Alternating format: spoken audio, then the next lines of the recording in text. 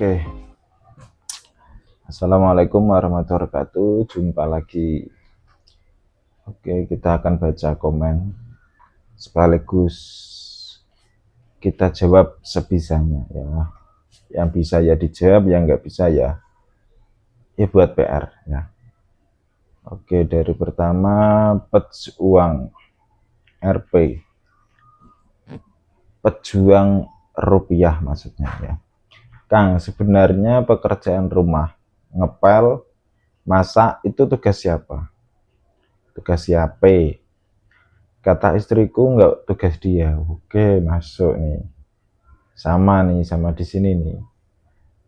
Gimana jawabnya, Bang? Ini ku sambil masak. Ya Allah, masak ke, Bang.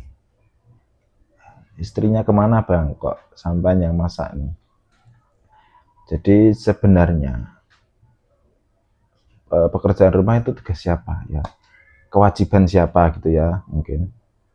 Jadi pekerjaan rumah ngepel, masak dan lainnya lah. Apalagi mencuci piring, cuci baju itu kewajiban suami. Oke, pelan-pelan nih biar istrinya nggak dengar.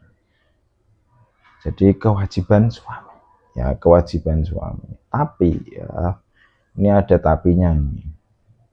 Bukan terus si istri terus nggak mau ngapa-ngapain ya. Karena ini banyak nih yang baru tahu kalau kalau pekerjaan seperti itu, pekerjaan rumah itu bukan tugas istri.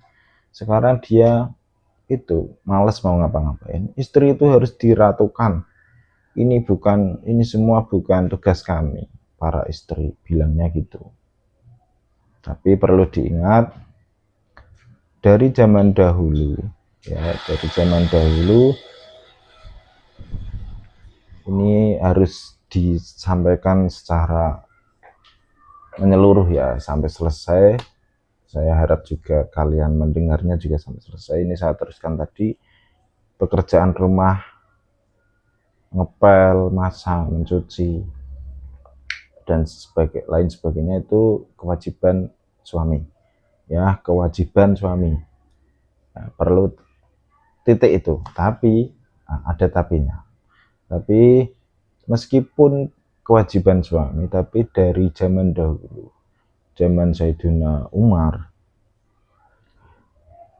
dari zamannya Sayyidah Fatimah, putri Nabi Yuna Muhammad, pekerjaan rumah itu yang menghandle itu tadi istrinya Sayyidina Umar, juga ya menghandle pekerjaan rumah di keluarga Sayyidina Ali ya, itu juga Sayyidah Fatimah. Jadi yang memasak itu Sayyidah Fatimah. Begitu juga yang istri Sayyidina Umar, yang memasak itu istri Sayyidina Umar. Yang mencuci, yang pokoknya pekerjaan rumah, yang mengurus anak, maksudnya nyiapin baju, pokoknya kayak gitu pekerjaan rumah. Itu juga yang menghandle semua itu si istri, bukan si istri ya, istrinya Sayyidina Umar, dan keluarga Sayyidina Ali juga yang menghandle itu Sayyidah Fatimah. Jadi dari zaman dahulu memang itu kewajiban bagi suami. Tapi juga dari zaman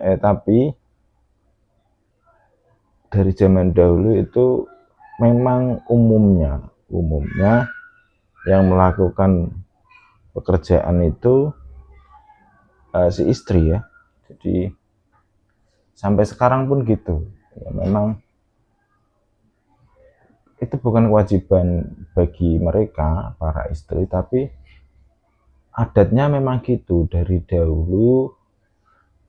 Kalau ditanya hukumnya apa ya, di hukumnya itu sunnah dari mengikuti zaman dahulu sunnah di dalam kehidupan berkeluarga ya. Jadi yang melakukan tuh si istri. Dari zaman dahulu memang begitu. Oke, lanjut, ini nggak bisa panjang nih. Ini kalau dengar istri saya ini di atas angin dia kalau tahu, bahkan bahwa itu bukan pekerjaan kewajiban dia ya. Ini lanjut aja ya. Lanjut aja. Langsung dari Ben Ai. Lur, batasan makmum dikatakan telat iku piye? Batasan makmum dikatakan telat iku piye? Jadi ini membahas jamaah ya. Seorang makmum dikatakan telat itu gimana? Ketika ya, jawabannya ketika si makmum baru masuk sholat, tapi dia menjumpai rukuknya imam, itu dikatakan tidak telat, atau ya sama seperti mendapatkan rakaatnya imam ya. Tapi kalau dia menjumpainya dari pas masuk Allahu Akbar, imam sudah bangun dari rukuknya atau bahkan malah sudah mau sujud ya, itu dikatakan makmumnya telat atau makmumnya masbuk. Jadi konsekuensinya yaitu ketika imamnya sudah membaca salam, si makmum yang telat tadi wajib nambahi rakaat yang ketinggalan tadi. Misal ketinggalan 2 rakaat ya nambahi 2 rakaat gitu. Batasannya adalah tumak ninahnya imam.